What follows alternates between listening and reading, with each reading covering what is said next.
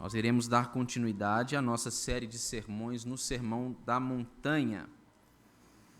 Evangelho segundo escreveu Mateus, capítulo de número 7. O texto para a nossa meditação vai dos versículos de número 1 até o versículo de número 6. Mateus, capítulo 7, versos de 1 a 6. Nós chegamos agora ao último capítulo do Sermão do Monte. Eu vou fazer a leitura, os irmãos podem acompanhar silenciosamente, e os que puderem, mantenham as suas Bíblias abertas para que nós passemos à exposição da palavra. Diz assim a palavra de Deus: Não julgueis para que não sejais julgados, pois com o critério que julgardes, sereis julgados, e, com a medida com que tiverdes medido, vos medirão também. Por que vês tu o argueiro no olho de teu irmão, porém não reparas na trave que está no teu próprio? Ou como dirás a teu irmão: deixa-me tirar o argueiro do teu olho, quando tens a trave no teu? Hipócrita, tira primeiro a trave do teu olho, e então verás claramente para tirar o argueiro do olho de teu irmão. Não deis aos cães o que é santo, nem lanceis ante os porcos as vossas pérolas, para que não as pisem com os pés e, voltando-se, vos dilacerem. Feche os seus olhos, nós vamos falar com o Senhor mais uma vez. Deus, nós lemos a Tua palavra e queremos pedir ao Senhor, suplicar humildemente ao Senhor, que o Senhor nos fale aos corações e que o Senhor, ó Deus, nos abençoe de uma tal maneira que, ao ouvirmos a explicação da Tua palavra e ao sermos alvo, ó Deus, do poder do Teu Espírito Santo, que nós sejamos transformados para a glória do Senhor. Que nós tenhamos a nossa vida conformada à vida de Jesus Cristo, que é o nosso Mestre, e que detém esta vida nova e eterna, que é a vida do reino de Deus, ó Deus. Nós suplicamos ao Senhor pela bênção da iluminação do Teu Santo Espírito. Esta é minha oração humilde, mas confiada no nome de Jesus Cristo e nos seus merecimentos. Amém. Nós chegamos aqui, irmãos, ao capítulo de número 7 do Sermão da Montanha, o último capítulo, como eu disse para vocês antes de lermos o texto. E talvez nós estejamos aqui diante do texto mais incompreendido de todo o Sermão da Montanha, ou possivelmente, por que não, talvez nós estejamos diante de um dos textos, ou do texto, mais incompreendido, mais mal interpretado de toda a Escritura. Normalmente, o texto de Mateus 7, nesses primeiros versículos, mas mais especialmente o primeiro versículo aqui, não é? Não julgueis para que não sejais julgados.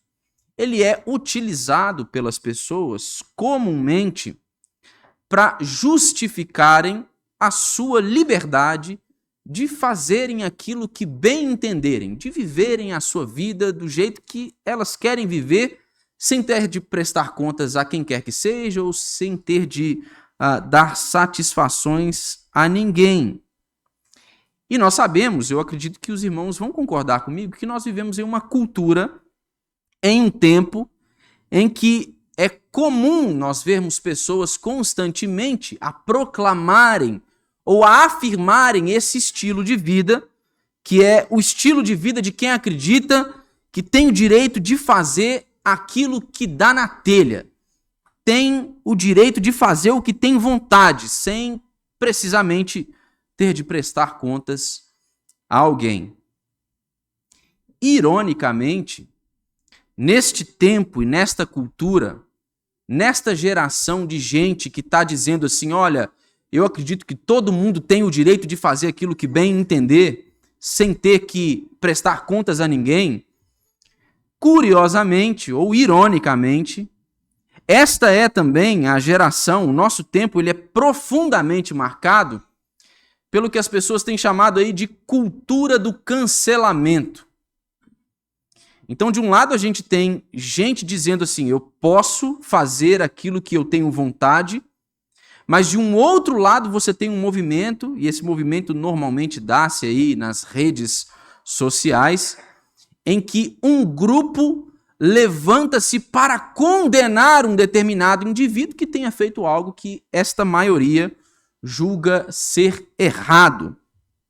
Então, né, para mim, o direito de fazer o que der na telha, o que eu quiser, mas para o outro, condenação imediata, né? Não tem conversa.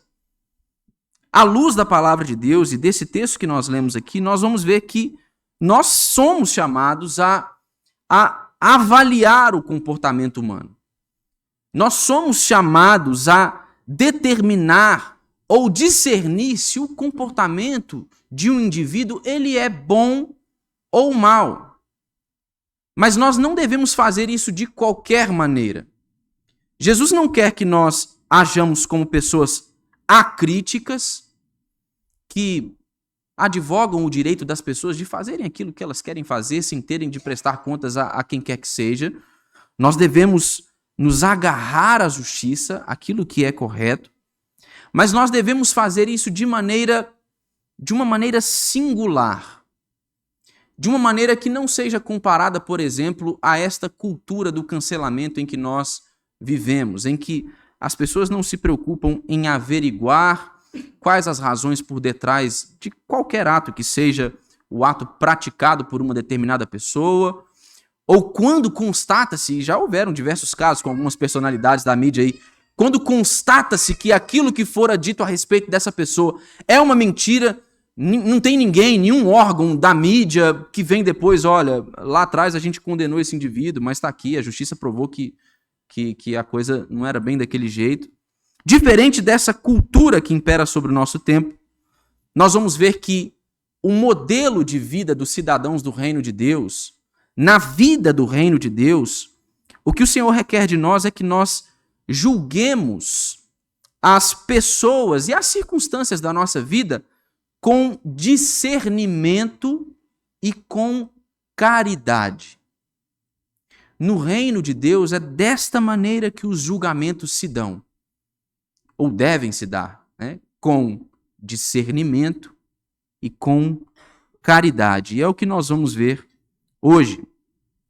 Primeiro nós vamos ver aí, nos 2 primeiros versos, nós vamos ver que o cidadão do reino de Deus, ele não deve praticar o juízo condenatório. É isto que Jesus está a nos ensinar.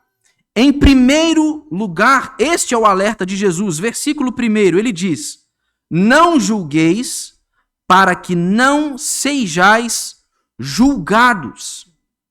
E esta palavra de Jesus, este alerta de Jesus, em primeiro lugar, nós devemos considerar, ele é direcionado às relações entre os cristãos, as relações que se dão no meio daqueles que fazem parte da comunidade da fé, da família da fé. E, em segundo lugar, o que está em vista aqui neste alerta de Jesus, quanto ao conceito de julgar, não é o julgamento de discernimento que se requer dos cidadãos do reino de Deus. O que Jesus tem em mente aqui, ao nos alertar a não julgarmos, a necessidade de não julgarmos, o que Jesus tem em mente aqui é um juízo condenatório. É um julgamento de condenação. A palavra que esse texto utiliza aqui, ela é uma palavra que foi pega, emprestada do vocabulário jurídico da época. E ela tem a ver justamente com o movimento que um juiz faz quando ele decreta uma sentença, o movimento que ele faz com o martelo, quando ele vai decretar uma sentença condenatória em direção a um réu. Então, este aqui é o julgamento de condenação. É disso que Jesus está falando quando ele afirma que nós não devemos julgar. Logo, a gente podia interpretar melhor as palavras de Jesus aqui como sendo: não condeneis para que não sejais condenados.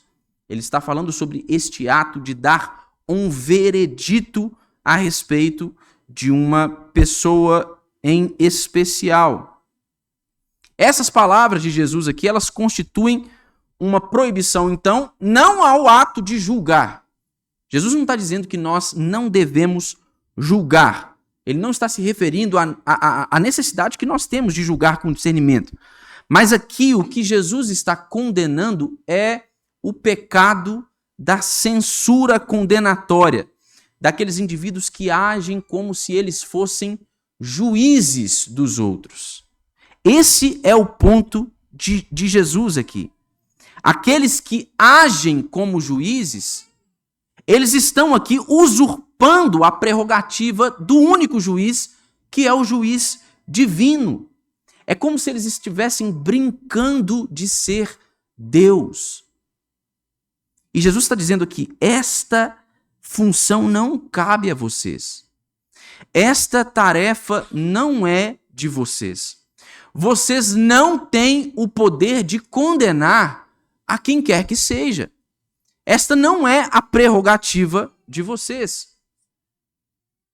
Se vocês forem no Evangelho de João, no capítulo de número 8, nos 11 primeiros versos ali do Evangelho de João, nós vamos ver ali a narrativa de uma mulher adúltera que é pega em flagrante e que é levada pelos escribas e fariseus a Jesus. Eles pegam essa mulher em flagrante, levam esta mulher a Jesus e eles querem expor a Jesus na frente de toda a multidão. Eles levam aquela mulher e dizem para Jesus assim: essa mulher aqui foi pega em adultério, ela foi pega em flagrante. A lei de Moisés diz que ela deve ser apedrejada. O que você tem para nos dizer? O que o Senhor tem para nos dizer? De fato, a lei de Moisés previa a condenação por apedrejamento de uma pessoa que fosse pega no ato de adultério, uma pessoa que cometesse o ato do adultério. Mas naquele tempo, nós sabemos que a nação de Israel ela vivia sob o poderio do Império Romano. E a deliberação de César é que esse tipo de condenação não deveria ser mais aplicada pelo povo judeu. O Império Romano não permitia que os judeus aplicassem este tipo de sentença a quem quer que fosse. Então, de uma certa maneira, o que os escribas e fariseus eles estavam fazendo ali era colocando Jesus numa situação em que ele teria de escolher entre a lei de Moisés e entre o que César tinha dito, entre a lei do império. O texto diz que, após eles terem indagado Jesus, Jesus para por um instante, abaixa e começa a escrever no chão.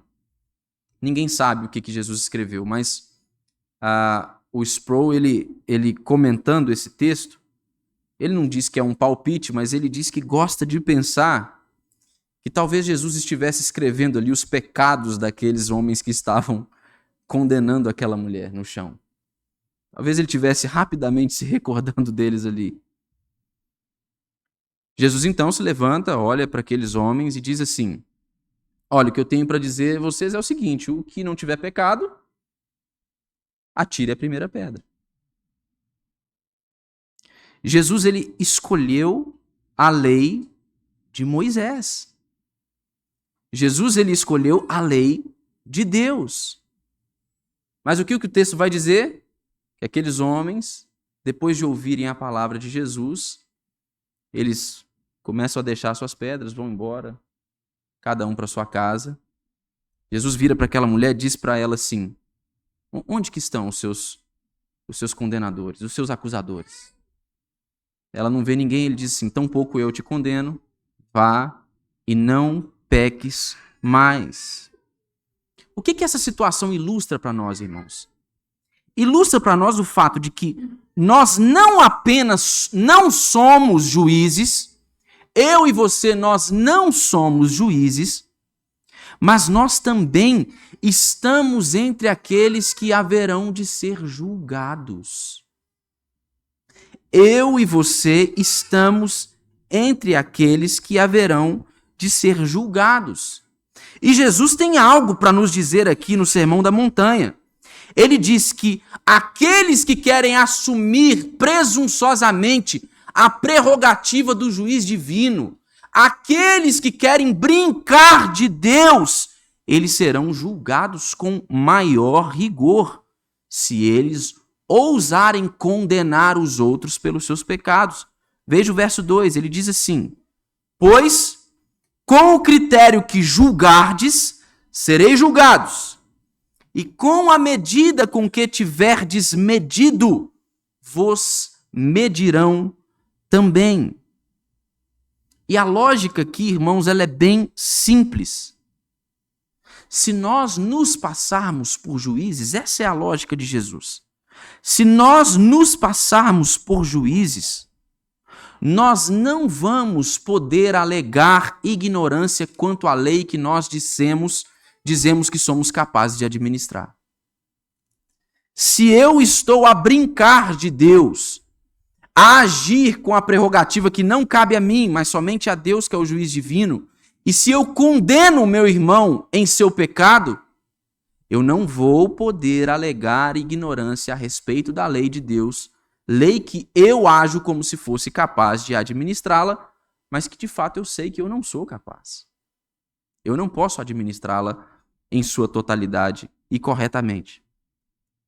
Então, resumindo, a ordem de Jesus aqui é para que nós abandonemos o juízo condenatório.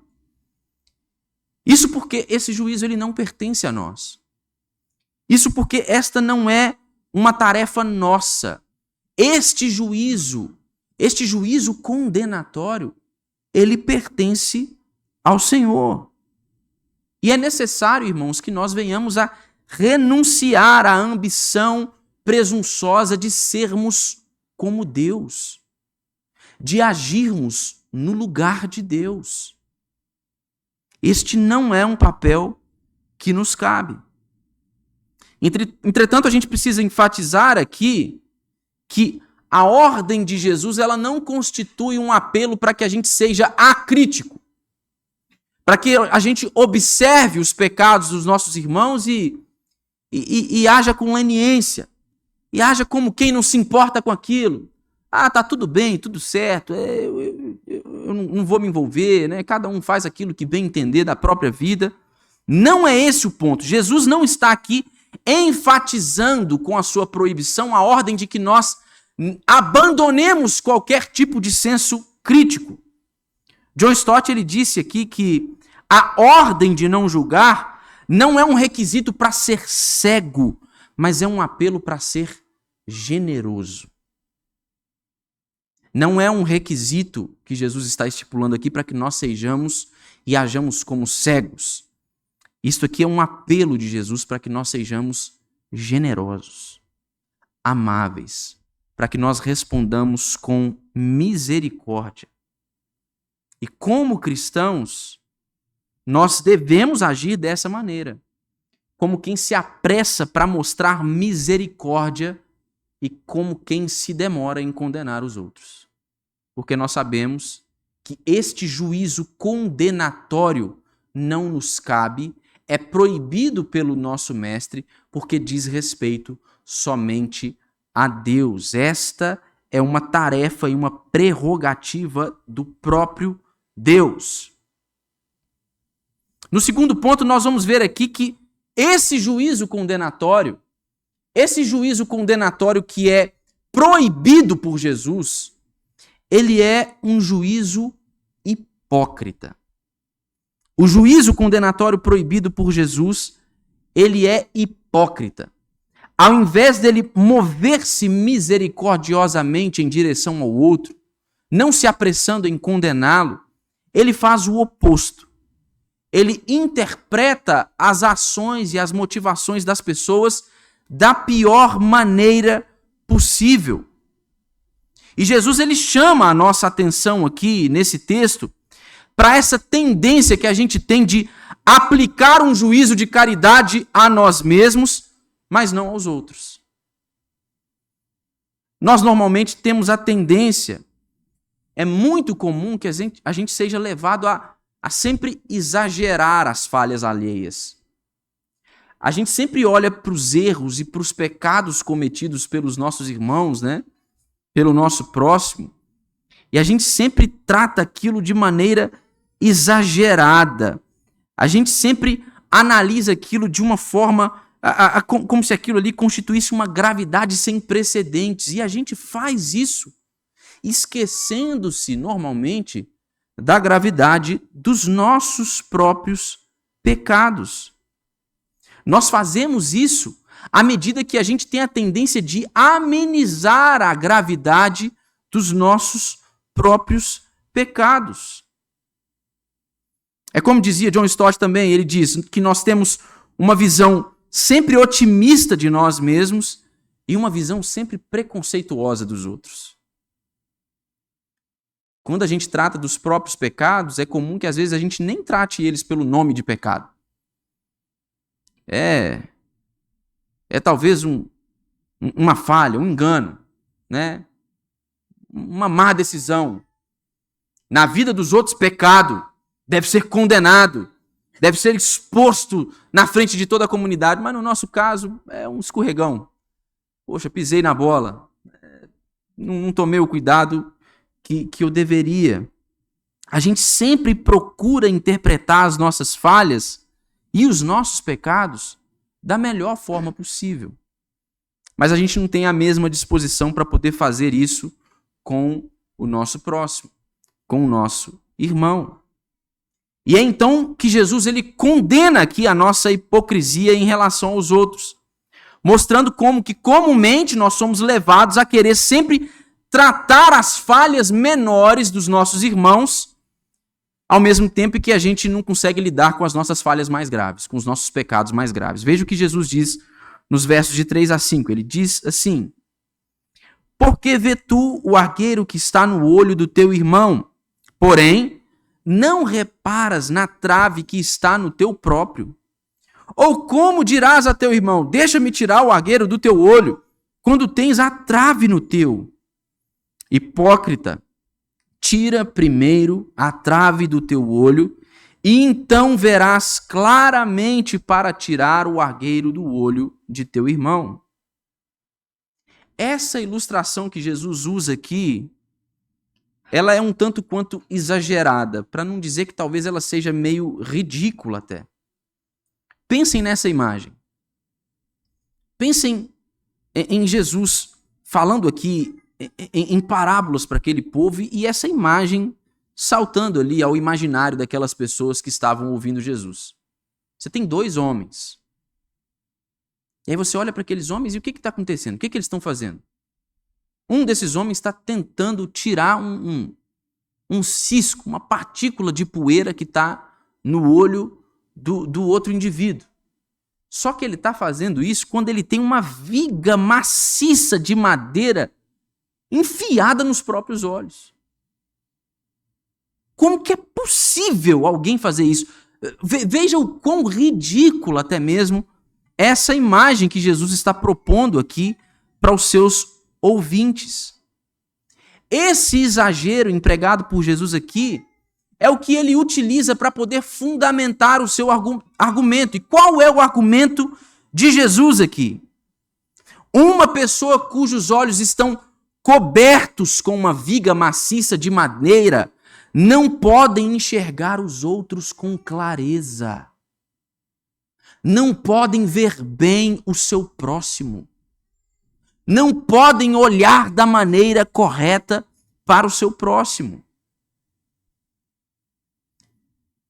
Uma das razões porque normalmente nós sempre voltamos a nossa atenção para o cisco, para o argueiro que está no olho do nosso próximo, é porque a gente quer normalmente se utilizar dessa situação para poder desviar a atenção da trave que normalmente está no nosso olho.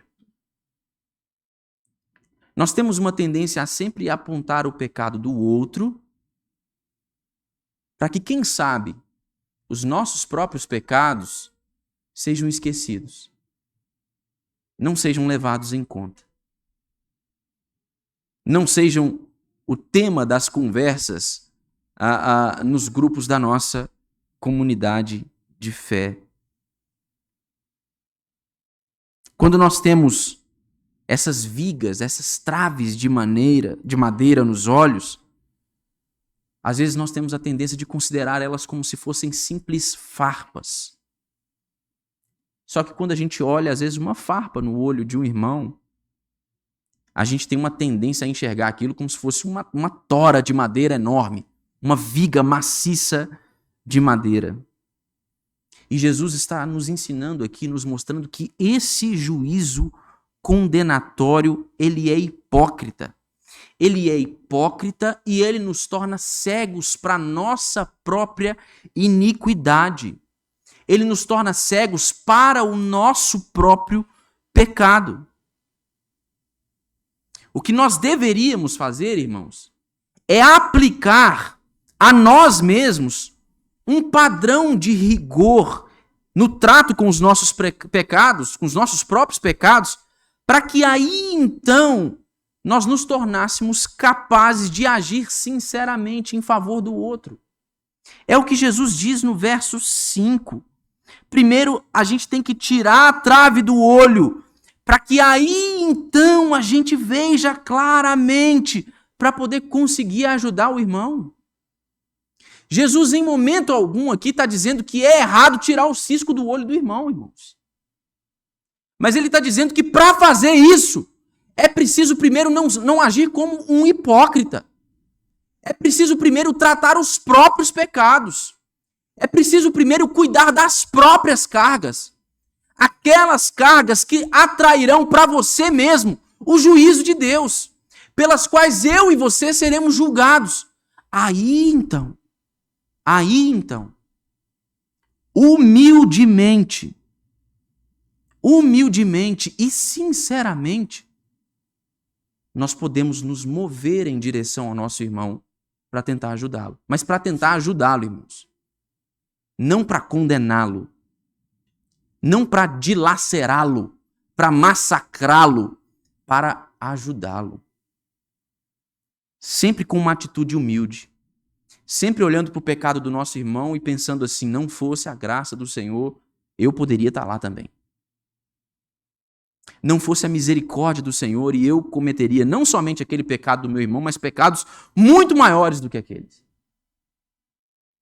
É desta maneira que nós devemos agir. E para isso nós precisamos nos dar conta de que o juízo condenatório, este juízo proibido por Jesus, ele é um juízo hipócrita. No verso 6 nós temos uma prova aí de que o que Jesus está a fazer não é proibir a crítica ou o juízo, o julgamento. Nós vamos ver no verso 6 aí que o cidadão do reino de Deus ele deve exercer um julgamento de discernimento. O restante dessa passagem aqui apresenta uma espécie de ironia, irmãos, porque a fim de obedecer à ordem de Jesus nos versos anteriores, a ordem de não julgar com um juízo condenatório, o que a gente precisa fazer? Julgar com discernimento. Nós precisamos, para obedecer à ordem de Jesus, julgar, mas julgar com discernimento. Nosso Senhor, ele acabou de dizer aqui, não julgueis para que não sejais julgados. Mas agora ele vai concluir o discurso dizendo assim, no verso 6, não deis aos cães o que é santo, nem lanceis ante os porcos as vossas pérolas, para que não as pisem com os pés e voltando-se vos dilacerem. Para que nós obedeçamos esta declaração de Jesus aqui, nós temos em primeiro lugar de ser capazes de discernir entre o que é santo e o que não é. Nós precisamos ser capazes de exercer um julgamento com discernimento. Jesus faz referência aqui a cães e a porcos. Os cães no antigo Israel, eles normalmente não eram animais de estimação como os que nós temos hoje em dia. É bem provável que muitos de vocês aqui tenham um animalzinho pet em casa, um cachorrinho que anda sempre arrumadinho, né, sempre tomado banho. Lá em casa nós temos 2 também, mas no contexto aqui de Israel nesse tempo, os cães não eram esses animais bonitinhos que nós vemos e passeamos com eles e cuidamos deles na nossa casa. Era bem diferente disso. Os cães normalmente eles eram animais desprezados naquele tempo e naquela cultura. Eles eram animais que se alimentavam de restos de lixo e eles eram equivalentes, animais que se equivaliam aos porcos no chiqueiro. Eram animais impuros, eram animais com os quais nenhum habitante daquele tempo, nenhum judeu daquele tempo queria ter qualquer tipo de contato. E Jesus, ele está aqui, irmãos, instruindo as pessoas a terem o bom senso de não oferecerem coisas sagradas aos cães. Mas quem são estes cães, então? Estes cães são aqueles indivíduos que se dedicam a odiar o reino de Deus. Jesus está dizendo que nós não devemos dar as coisas sagradas àqueles que se dedicam a odiar o reino de Deus. Mas veja só, Jesus não está dizendo que nós devemos odiar aqueles que odeiam o reino de Deus. Não é isso. Não é esse o conselho de Jesus. Jesus ele deseja que os cidadãos do reino de Deus eles exibam um juízo de discernimento. O ministério de Jesus e o ministério dos apóstolos, ele era um ministério em que eles demonstraram esse tipo de discernimento. Se nós formos um pouquinho mais à frente aqui no Evangelho de Mateus, no capítulo de número 10, nós vamos ver que quando Jesus envia os seus discípulos às ovelhas perdidas de Israel, ele os envia em sua primeira missão. Ele deu a eles uma série de conselhos. E entre estes conselhos, Jesus os aconselhou a sempre que a mensagem do evangelho fosse rejeitada em uma cidade, a que eles fizessem o quê? Chacoalhassem o pó do pé deles à medida que eles deixassem a cidade. Então esse é o contexto aqui, imediato do que Jesus está falando. Quando Jesus fala sobre não dar aquilo que é sagrado aos cães, ou não jogar pérolas aos porcos, Jesus está falando especificamente aqui da mensagem do evangelho do reino de Deus. Jesus está dizendo aqui que sempre que a mensagem do evangelho for rejeitada, sempre que nós percebemos que estamos diante de um blasfemo, de um odiador do reino de Deus, nós não devemos odiá-lo também. Mas também a gente não vai precisar perder o nosso tempo mais com ele. Você pregou o evangelho, ele recusou o evangelho, então segue o seu rumo, volte ao seu trabalho e à sua vida de serviço ao Senhor, pregando o evangelho àqueles que mostrarem-se dispostos a ouvir o evangelho. Este que recusou ouvir o evangelho, pode ser que a graça do Senhor o alcance, ou pode ser que o Senhor o reserve para condenação. Mas você não deve se preocupar mais com isso. É isso que Jesus está dizendo. E essa aqui era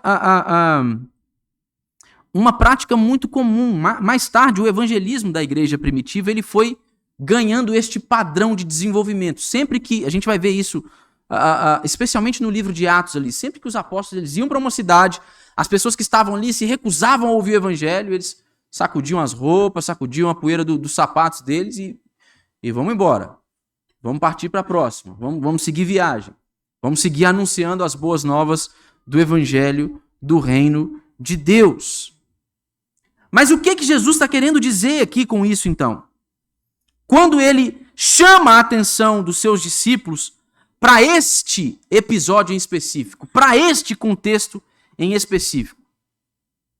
Mais uma vez, irmãos, Jesus não está dizendo aqui que nós devemos adotar uma atitude ríspida em relação ao incrédulo.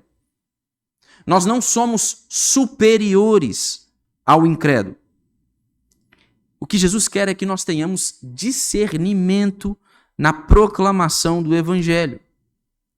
Nós devemos discernir a mente e, ao mesmo tempo, não julgar duramente o coração.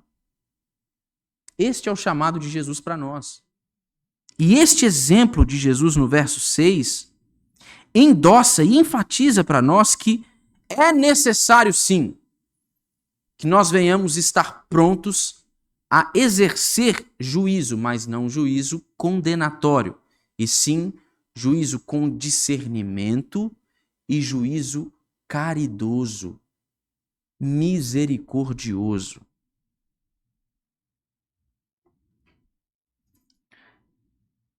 Este era o juízo, e eu mencionei para vocês, João no capítulo 8, era o juízo, este juízo proibido por Jesus, o juízo condenatório, era o juízo que normalmente era praticado pelos escribas e fariseus.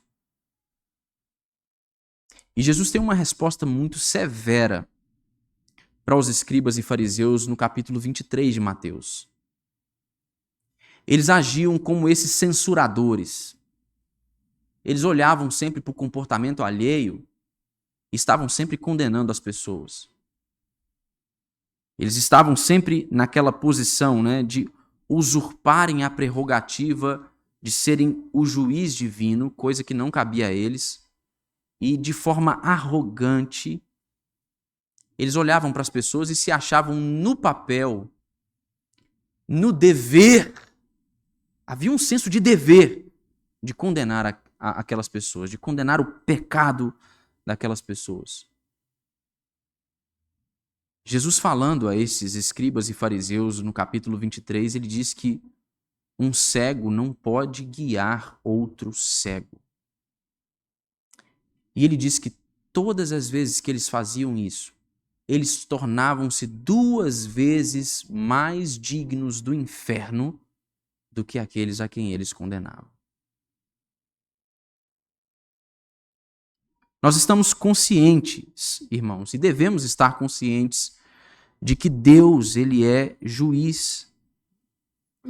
Mas estar conscientes de que Deus é um juiz e de que, portanto, nós devemos abraçar a justiça, nós devemos andar de mãos dadas com a justiça, isso não deve nos tornar acusadores prepotentes, arrogantes e hipócritas.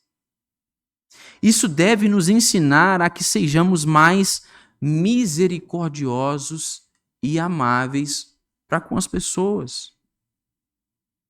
Isso porque a gente entende aquilo que eu disse aos irmãos ao longo do sermão, que nós não somente não somos de fato juízes, mas nós também estamos na posição daqueles que haverão de serem julgados. Compreender a realidade de que Deus, ele é um juiz, deveria nos ensinar a agir com misericórdia e amor para com os outros, de forma humilde, porque a gente conhece o próprio coração. E se a gente conhece o próprio coração, a gente tem de aprender a ter compaixão pelos outros em suas fraquezas. Você gostaria de ser julgado pelos escribas e fariseus na situação daquela mulher adúltera? Ou você gostaria de ser julgado por Jesus?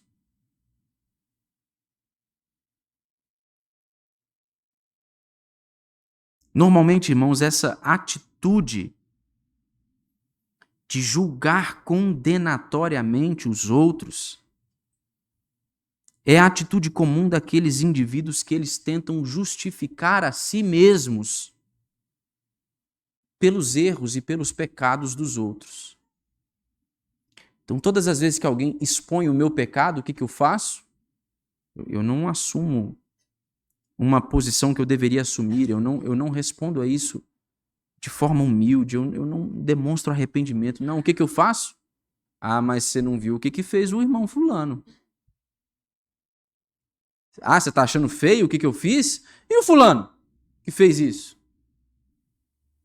É gente que está tentando se justificar o tempo inteiro nos erros dos outros, nos pecados que o outro comete.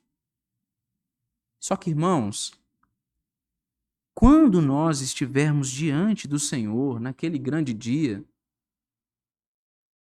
este argumento não vai salvar a gente, não.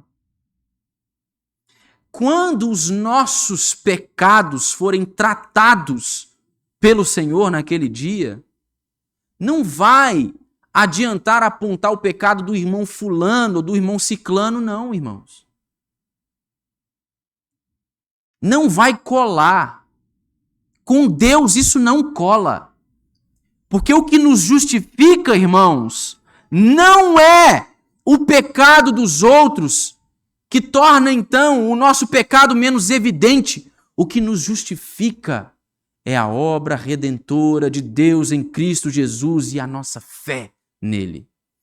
Fé que nós só podemos depositar no Senhor por causa da graça de Deus. Discernir o julgamento de Deus, irmãos, traz pureza para nós. Santifica as nossas atitudes em relação a nós, mas também em relação aos outros. E não somente em relação a nós e em relação aos outros, mas santifica as nossas atitudes em relação a Deus. Mas isso, quando nós entendemos que o juiz é Ele,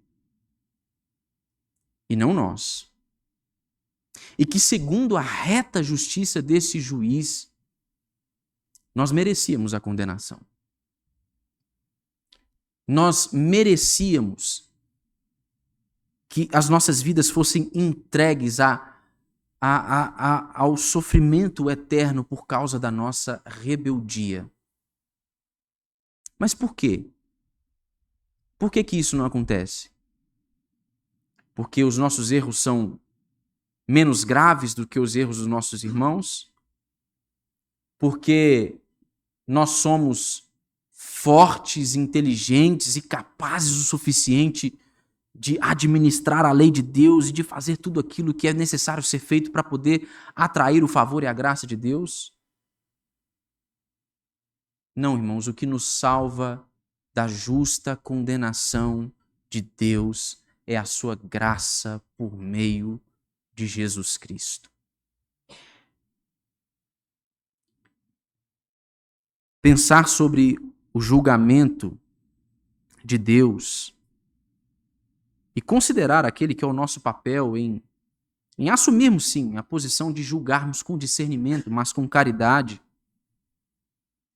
deveria sempre nos levar, em primeiro lugar, a considerar a condição do nosso próprio coração.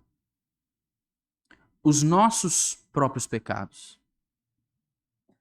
E eu tenho certeza que se você for honesto com você mesmo a respeito dos seus pecados, ao final desse autoexame, desta avaliação, a única coisa que você vai estar pronto a fazer é rogar a graça e a misericórdia de Deus sobre a sua vida.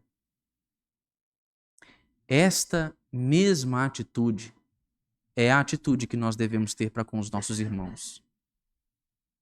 Quando nós virmos a queda de um irmão, nós precisamos nos lembrar que não fosse a graça de Deus, nós poderíamos estar lá também.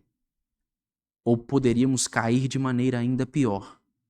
E o que nós devemos fazer é nos apressar em agir com misericórdia, sempre lembrando de tratar primeiro os nossos próprios pecados, rogando esta mesma graça de Deus que nós rogamos para a nossa vida, para com a vida do nosso irmão. Para que ele seja, então, restabelecido, restituído e para que ele desfrute da comunhão plena com o Senhor e com a comunidade da fé. Este é o juízo que nós devemos aplicar e exercer, irmãos. Um juízo com discernimento e com amor, e não um juízo condenatório. Do contrário, Jesus já nos alerta aqui. Com a mesma medida que nós julgarmos, nós haveremos de ser julgados também.